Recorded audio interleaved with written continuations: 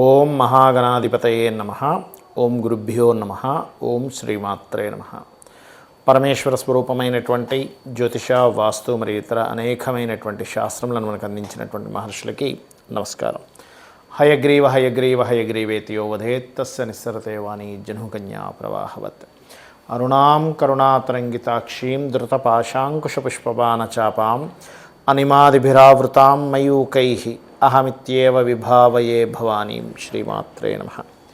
ప్రేక్షకులకి ఆ లలితాంబిక అమ్మవారి యొక్క అనుగ్రహం పరిపూర్ణంగా కలగాలని మనస్ఫూర్తిగా కోరుకుంటూ మనం ఈరోజు చెప్పుకోబోయేటువంటి టాపిక్ ఏమిటి అంటే 12 లగ్నాల వారికి ఆయురారోగ్యాలతో ఉండడానికి, ఎటువంటి అనారోగ్యాలు రాకుండా ఉండడానికి చేసుకోవాల్సిన పరిహారాలు ఏమిటి, అది హెల్త్ పరంగా ముఖ్యంగా ఫుడ్ విషయంలో కానివ్వండి, అదేవిధంగా నవగ్రహాలు ఏ గ్రహం దగ్గర దీపారాధన చేయడం అనేటువంటిది కానివ్వండి, మరియు అదేవిధంగా మీరు ఏ దేవత ఆరాధన ఏ మంత్రాన్ని నిత్యం చేసుకోవడం అనేటువంటిది అని చెప్తాను. అయితే ఇది నేను ఏదైతే చెప్తున్నానో ఇది కొన్ని వేల జాతకాల మీద రీసెర్చ్ చేసి, ఆరోగ్యమే మహాభాగ్యం అంటుంటారు కదా, అనారోగ్యం కంతో బాధపడడం అనేటువంటి చాలా ఇబ్బందికరమైన విషయం కాబట్టి రీసెర్చ్ చేసి నేను సొంతంగా ప్రయోగం చేసి మహర్షులు చెప్పినటువంటి కొన్ని శ్లోకాలని ఆధారంగా తీసుకొని, మనకు మహర్షులే ముఖ్యం మనకి, ఎందుకంటే వాళ్ళు చెప్పకపోతే మనకేం తెలియదు. కాబట్టి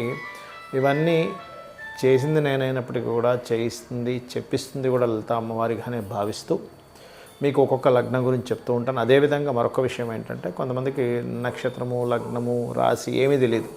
అలాంటి వారు కూడా ఏం చేసుకోవాలి అనేటువంటిది వీడియో ఎండింగ్లో చెప్తాను. వీడియో ఎండింగ్ వరకు వినండి. కుంభలగ్నము, కుంభరాశి. కుంభం వారికి కనుక చూసుకున్నట్లయితే మీకు ఎక్కువ ప్రభావం చూపించేటువంటి గ్రహం ఏమిటి, మీ పూర్వజన్మ కర్మ దేంతో కనెక్ట్ అయి ఉంటుంది అంటే తల్లిగారు లేదా మీకు గురువులు. అలాగే హెల్త్ ఇష్యూస్ వస్తే కూడా ఏమొస్తుందంటే బ్రీతింగ్ రిలేటెడ్ ఇష్యూస్ ఎక్కువగా వస్తుంటాయి. బ్రీతింగ్ రిలేటెడ్ ఇష్యూస్ లేదా ఓవర్ ఫ్యాట్ అవడం వల్ల వచ్చే ఇబ్బందులు ఎక్కువ వస్తూ ఉంటాయి. మరి ఏ గ్రహాల దగ్గర దీపారాధన చేసుకోవాలంటే చంద్ర గురు గ్రహాల దగ్గర దీపారాధన చేసుకోవాలి. చంద్రుడు గురువు గుర్తుపెట్టుకోండి. మరి ఈ చంద్ర గురు గ్రహాల దగ్గర దీపారాధన చేస్తూ మీకు మరి సేవ్ చేసే ప్లానెట్ ఏంటి మిమ్మల్ని అంటే బుధగ్రహం. బుధుడు మరియు శుక్రుడు కూడా సేవ్ చేస్తాడు మీ జాతకానికి.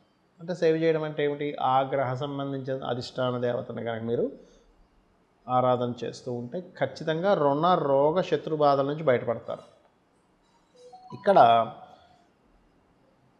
చంద్రగ్రహము గురుగ్రహం అని చెప్పుకున్నాం కదా, ఈ చంద్ర గురుగ్రహాల దగ్గర నేతితో దీపారాధన చేసి గోవులకి ముల్లంగి అంటారు, ముల్లంగి మరియు అదేవిధంగా అరటికాయల్ని తినిపిస్తూ ఉన్నట్లయితే ఖచ్చితంగా బాగుంటుంది. అంటే మీకు ఆ హెల్త్ రిలేటెడ్ పూర్వజన్మలో చేసినటువంటి కర్మ గోవుకి, అందులో ముఖ్యంగా దేశీవాలి గోవుకి తినిపించడం ద్వారా కూడా ఆ దోషం అనేటువంటి తగ్గుతుంది. అదేవిధంగా విష్ణు సహస్రనామాలు, లలితా సహస్రనామాలు ఎంత పఠిస్తూ ఉంటే ఈ రెండింటిని అంటే పొద్దున్నే లలిత చేసుకున్నాం, సాయంత్రం మళ్ళీ విష్ణు చేసుకున్నాం, లేదా సాయంత్రం లలిత చేసుకున్నాం, పొద్దున్నే విష్ణు చేసుకున్నాం, అలా కనుక రెగ్యులర్గా చేస్తూ ఉన్నట్లయితే మీరే చూస్తారు శత్రుత్వాలు తగ్గుతాయి. ముఖ్యంగా ఈ లగ్నానికి ఏంటంటే కొంచెం చంద్రుడు ఏమాత్రం పాడినా తల్లితో శత్రుత్వం వస్తూ ఉంటుంది కుంభలగ్నం వారికి, లేదా తల్లి ద్వారా వీళ్ళు ఇబ్బంది పడడం జరుగుతూ ఉంటుంది కుంభం వారికి. కాబట్టి ఆ దోషాలు పోతాయి. అదేవిధంగా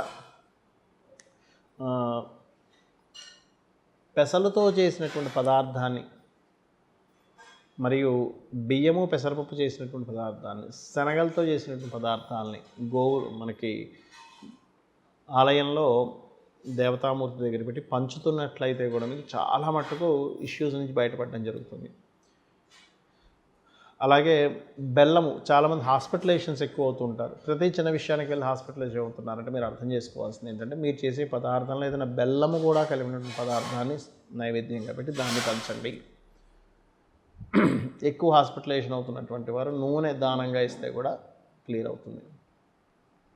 అయితే ఈ ఒక్కొక్కసారి ఏమవుతుందంటే ఈ బుధుడు కూడా ఒక్కొక్కసారి పాడవుతాడు. అలాంటప్పుడు ఏమవుతుంది అంటే ఇమ్యూనిటీని ఇచ్చే గ్రహమే పాడైనప్పుడు ఏమవుతుందంటే డిటెక్ట్ చేయడం కష్టమవుతూ ఉంటుంది వీళ్ళకి. అంటే ఏవో నర్వ్ రిలేటెడ్ ఇష్యూస్ రావడం, అది డిటెక్ట్ చేయడానికే కష్టంగా ఉండడం, ట్యాబ్లెట్స్ వాడుతున్నా సరే కష్టం అవడం, ఇట్లాంటివి జరుగుతూ ఉంటాయి. ఇక మీరు నిత్యము గనక విష్ణు లలిత సహస్రనామాలు చదువుతూ పొరపాటును కూడా ఈ చంద్రుడికి సంబంధించిన గురువుకి సంబంధించిన రత్నధారణ చేయకండి. అంటే చంద్రుడు గురువు పాడైతే, ఎందుకంటే వీటి ద్వారా ఇంకా పూర్వజన్మ కర్మ యొక్క ప్రభావం పెరుగుతూ ఉంటుంది.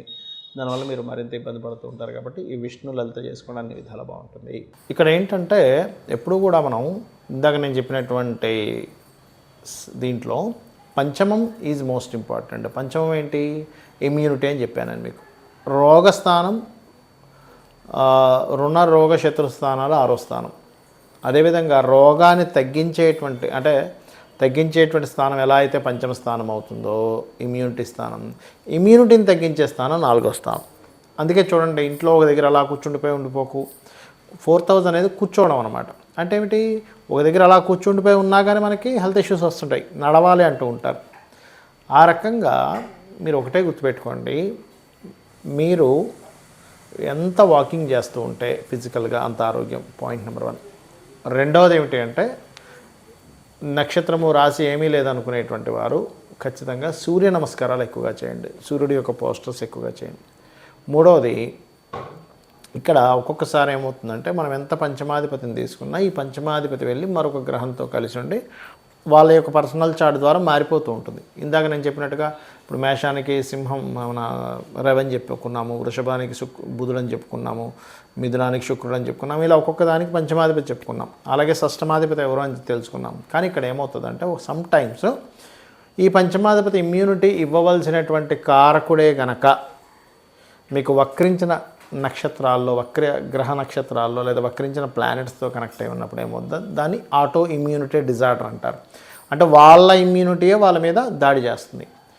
అప్పుడు అర్థం కాదరే ఏంటి ఇట్లాగా. అప్పుడు మనం ఏం చేయాలంటే అది ఏదైతే దాడి చేస్తుందో దానికి కూడా దానం ఇవ్వాల్సి వస్తుంది. ముఖ్యంగా 6వ స్థానాధిపతి ఎవరైతే అయ్యారో మీ లగ్నం నుంచి వాళ్ళకి దానం ఇవ్వడము, 5వ స్థానానికి సంబంధించిన మంత్ర సాధన చేసుకోవడం చేయండి. ఇందులో సమ్ టైమ్స్ పాపగ్రహ మధ్యన ఉంటుంది. ఒక్కొక్కసారి ఏమవుతుంటుందంటే అగ్నితత్వ రాశుల్లో ఉంటాయి కాంబినేషన్స్ అన్నీ. అలాంటప్పుడు హోమాలు చేయడం ద్వారా తగ్గుతుంది. భూతత్వ రాశుల్లో ఉన్నప్పుడు ముఖ్యంగా మీకు దానం ఇవ్వడం ద్వారా తగ్గుతుంది. వాయుతత్వ రాశుల వల్ల పర్టికులర్గా మీరు స్తోత్ర పఠనం ఏదైనా చాంటింగ్ చేయడం ద్వారా తగ్గుతుంది. జలతత్వ రాశులు తర్పణాలు, అభిషేకాలు చేయడం ద్వారా తగ్గుతుంది. మనకి అగ్ని, భూ, వాయు, జల, మేషము, సింహము, ధనస్సు అగ్నితత్వ రాశులు, వృషభము, కన్య, మకర రాశులు భూతత్వ రాశులు, మిథునము, తుల, అదేవిధంగా కుంభము వాయుతత్వ రాశులు, కర్కాటకము మరియు అదేవిధంగా మనకి జలరాశులైనటువంటి వృశ్చికము, మీనము అనేటువంటివి ఏవైతే ఉన్నాయో ఇవి జలరాశులు అవుతాయి. అంటే అగ్ని, భూ, వాయు, జల మేషం నుంచి వరుసగా తీసుకుంటే అగ్ని, భూ, వాయు, జల వరుసగా అవుతూ ఉంటాయి. అంటే మేషము, వృషభం, మిథునం, కర్కాటకం, అగ్ని, భూ, వాయు, జల. మళ్ళీ సింహం, కన్య, తుల, వృశ్చికం, అగ్ని, భూ, వాయు, జల. ధనస్సు, మకరం, కుంభం, మీనం, అగ్ని, భూ, వాయు, జల ఇలా తీసుకోవాలి. అయితే ఇక్కడ కొన్నిసార్లు మీకు దాన సంబంధించినవి అవనప్పుడు దానము వీటన్నిటితో కూడా ఇంకా సరిపోదు. ఎందుకంటే పూర్వజన్మ కర్మ వల్ల మనకి ఇది వస్తూ ఉంటుంది అనారోగ్యం అనేటువంటిది. అంటే పూర్వజన్మ కృతం పాపం వ్యాధి రూపేణ పీడితం. నేను చాలామందిని చూసా, చాలా ఎన్నో సంవత్సరాల నుంచి ఎక్సర్సైజులు కూడా చేస్తున్నామండి, కానీ నాకు ఎందుకన్నా ఆరోగ్యం వచ్చిందంటారు. ఎక్సర్సైజ్ చేయడం వల్ల మీకు రావాల్సిన పెద్ద అనారోగ్యం కూడా తగ్గుతుందో ఎటువంటి డౌట్ లేదు. కాకపోతే బాడీ ఫిట్నెస్ ఉంటుంది కానీ రోగం రాకూడదని రూల్ ఉండదు. ఎందుకంటే రోగం అనేటువంటిది మీ జన్మజాతకంలో ఉన్నటువంటి 6th lord 4th lord active అయ్యారా, 5th లార్డ్ డియాక్టివ్ అయిపోయాడా అనే దాని మీద ఆధారపడి ఉంటుంది. కాబట్టి ఒకటే గుర్తుపెట్టుకోండి, కొన్ని రోగాలకి లైఫ్ లాంగ్ చేసుకోవాల్సి వస్తుంది. కొన్ని మంత్రాలు కొన్నిటికి ఆ పర్టికులర్ పీరియడ్ వరకు చేసుకోవాల్సి వస్తుంది. అదేంటో తెలుసుకోవాలి. అదేవిధంగా అస్సలు రోగం రాకుండా మనకు ఉండాలి అంటే ముఖ్యంగా మీరు అర్థం చేసుకోవాల్సింది సూర్య నమస్కారాలు చేసుకుంటూ మనం తీసుకునే ఫుడ్ ద్వారా రోగం అనేటువంటిది వస్తుంది. గుర్తుపెట్టుకోండి, మనం ఎటువంటి ఫుడ్ తీసుకుంటున్నాము, అందులో మనకు కావాల్సినవి ఉన్నాయా లేవా, మనకు కావాల్సినవి మన బాడీని పాడు చేసే హాని చేసేవి తింటున్నామా. మరి అందరికీ అన్నీ తెలియదు కదా. అలాంటప్పుడు శాస్త్రంలో చెప్పింది ఏమిటంటే బాగా నవిలి మీరు తినేటప్పుడు క్రీం, అచ్యుత, అనంత, గోవింద అనే నామాన్ని అనుకుంటూ తినండి. ఒక 30 సార్లు కనీసం నవలాలి, 32 సార్లు నవలాలని చెప్తుంది ఆయుర్వేదం అయితే. కాబట్టి ఇచ్చేయండి. అదేవిధంగా మరొక విషయం ఏంటంటే ఈ కొంతమందికి దానాలు ఇవ్వలేని వాళ్ళు ఉంటారు. ఏమండి మేము దానం ఇవ్వలేను, నా దగ్గర డబ్బులు లేవు కానీ అనారోగ్యంతో బాధపడుతున్నాను అనుకునేటువంటి వారు ఓం సర్వవ్యాధి ప్రశమని సర్వమృత్యు నివారిణి అగ్రగణ్య అచింత్య రూప కలికల్మషనాశిని అయి నమః చేసుకోవాలి. చేసుకుంటూ ఉంటే ముఖ్యంగా ధ్యానంలోకి వెళ్ళి శ్వాస మీద ధ్యాస, అంటే ఇక్కడ కాన్సన్ట్రేషన్ చేసినట్లయితే శ్వాస మీద ధ్యాస ఆటోమేటిక్గా కనెక్ట్ అవుతుంది. ధ్యానం అనేటువంటిది పంచమ స్థానానికి సంబంధించింది, మంత్రం అనేటువంటిది పంచమ స్థానానికి సంబంధించింది. అదేవిధంగా మీరు ఏదైనా చాంటింగ్ చేస్తున్నారు పంచమ స్థానానికి సంబంధించింది. కాబట్టి ఏంటి, ఈ ధ్యానము మంత్రం ఇవి చేయడం ద్వారా కూడా మీకు చాలా మటుకు పూర్వజన్మ కర్మలు దగ్ధమవుతాయి. అందులో ముఖ్యంగా లలితా సహస్రనామాలు, సూర్య నమస్కారాలు, మీకు దగ్గరలో ఆలయం ఏదైనా ఉన్నట్లయితే ఆ యొక్క ఆలయాలకు వెళ్ళి అక్కడ మీరు ఏదైనా సరే మీకు తోచినటువంటి పరిహారం చేయడము, అంటే అక్కడ మీరు సేవ చేయడం ముఖ్యంగా చేసినట్లయితే ఖచ్చితంగా మీకు ఉన్నటువంటి అనారోగ్యాలు తగ్గాలని, అమ్మవారు మీకు తగ్గించాలని మనస్ఫూర్తి కోరుకుంటూ శ్రీమాత్రే నమః.